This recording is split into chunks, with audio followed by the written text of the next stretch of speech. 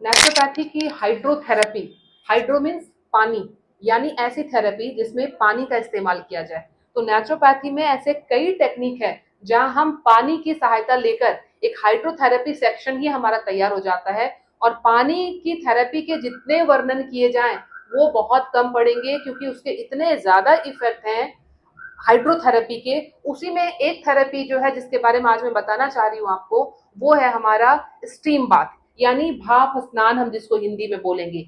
तो सिंपली ये चैम्बर होता है, ये चैम्बर आप इस तरह से के कपड़े का भी हो सकता है, या फिर सेरेमिक का बना हुआ वो हो सकता है, वुडन का हो सकता है, कुछ भी हो, किसी भी तरह का हो। कहने का मतलब कि एक ऐसे उपकरण जिसमें हम पानी को उबाल के उसके अंदर जो है, जैसे ये सेक्शन है बाहर हमारा पानी का, इसमें से स्टीम तैयार हो रही है, स्टीम तैयार होकर यहाँ जा रही है। इसके अंदर हमने कुछ हर्ब्स डाल रखे हैं पानी के अंदर, ताकि वो हर्ब्स मिलके उस स्टीम के साथ जाएगा तो अलग अलग बॉडी पे उसकी इफेक्ट जो है वो अलग अलग होगी।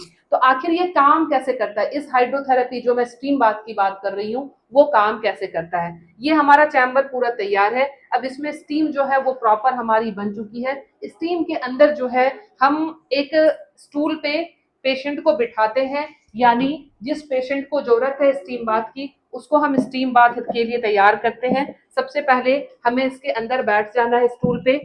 पेशेंट को सबसे पहले हम इस पे बिठा के और पानी पिलाते हैं। पानी इसलिए ताकि उसकी बॉडी में डिहाइड्रेशन जो है बिल्कुल ना हो, क्योंकि ये स्टीम जब चलेगा तो बॉडी से कंटिन्यू स्वेटिंग होगी आपकी, क्योंकि ये स्टीम का हीट आपको लगेगा तो पूरे बॉडी में एक साथ हीट प्रोड्यूस होगा और आपकी स्वेटिंग शुरू हो जाएगी, पोर्स जो है आपके खुल जाएंगे।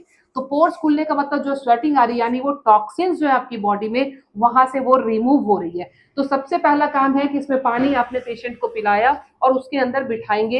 एक गीला टॉवेल होगा आपके पास, गीले टॉवेल से क्या करना है, उसके सर को इस तरह से ढक के रख देना है, ताकि उसके को डिहाइड्रेशन की प्रॉब्लम ना हो। और दूसरी चीज जो है वो पेशेंट जो है उसका सर गर्म ना होने पाए, इस तरह से हम उसके अंदर बैठ जाते हैं। डिजायर्ड टेम्परेचर होता है, डिजायर्ड टाइम होता है, लेकिन ध्यान है जैसे मैं तो कपड़े पहन के सिर्फ दिखाने के लिए बैठी हूँ, इसके अंदर आप मिनिमम कपड़े पे आएंगे, जितना कम से कम कपड़ा आपके शरीर पे हो उतना ही अच्छा है। साथ के साथ आप बैठे बैठे अपने स्टमक के ऊपर हाथ इस तरह से फेरते जाएं, तो जो डाइजेशन की प्रॉब्लम है जिसको, वो धीरे धीरे ठीक होने लग जाती है। तो इसमें जो आपको बैठना है, अगर बीच में पानी की रिक्वायरमेंट होती है, ऐसा लगता है कि प्यास लग रही है, तो आप दोबारा पानी बीच में भी पी सकते हैं इसमें लेके। अब हमने क्या किया, बैठ गए इसके अंदर, स्वेटिंग कंटिन्यू शुरू हो जाएगी हमारी।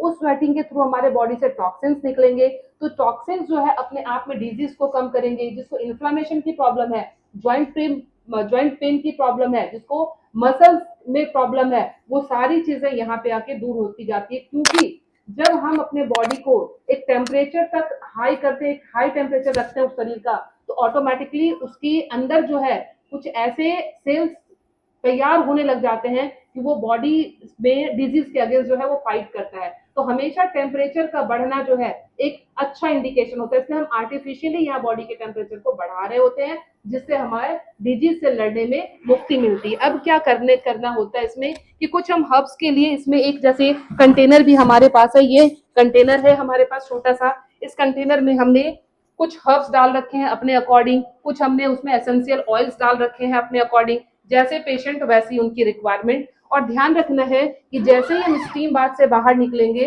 तुरंत ही स्टीम बाथ से बाहर आने के बाद हमें एयर के एक्सपोजर में नहीं जाना है, पंखे बंद होने चाहिए, पंखा चलता हुआ नहीं होना चाहिए। और पेशेंट को हम इजिली आराम से 10 मिनट तक वहीं बैठाएंगे, उसके बाद ही हम उसको एयर के एक्सपोजर में जाने देंगे। तो ये थेरेपी आप घर पे भी अपने किसी प्रोसेस से, चाहे तो आप कुकर की सीटी को निकाल के उसके ऊपर जो है रबड़ लगा देंगे, रबड़ को बाथरूम के अंदर डाल देंगे और वो स्टीम तैयार होगा, उस स्टीम के अंदर आप 15 से 20 मिनट रह सकते हैं। अब इसमें प्रिकॉशन क्या लेने हैं, प्रिकॉशन लेने हैं जो हाई बीपी के पेशेंट हैं उनको थोड़े ही टाइम के लिए बैठना है, गर्मी है तो 7 8 10 मिनट काफी है, सर्दी में वो 15 मिनट बैठ सकते हैं। दूसरी चीज, पानी पीते रहना है ताकि बॉडी डिहाइड्रेशन की वजह से कोई गलत इंपैक्ट आपके ऊपर नहीं आ जाए। और ये कंटिन्यू अगर आपको करना है तो किसी अपने एक्सपर्ट से सलाह जरूर लेनी चाहिए, नेचुरोपैथी एक्सपर्ट से। मैं लीना श्री ज्ञान, अगर आप मुझसे इस तरह की कोई नेचुरोपैथी का ट्रीटमेंट या कंसल्टेशन चाहते हैं तो प्लीज मेरे इस नंबर पे जरूर संपर्क करें